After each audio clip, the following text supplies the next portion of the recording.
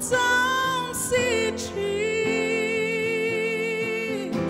bao tong van ram kan khen huna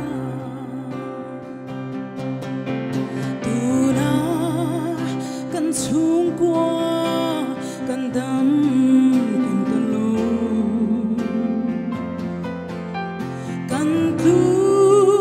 le si chi swal na khur thu ka hea swal na ren na om to lo na mun kangai swal chi lal pa buat sai van ram o kangak le le me van ram khen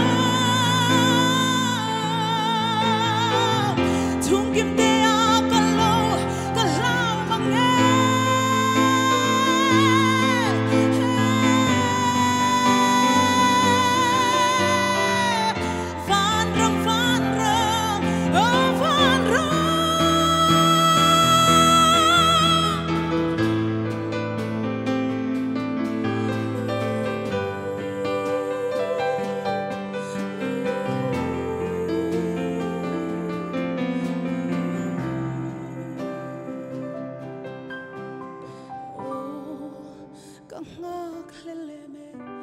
van ram khen hu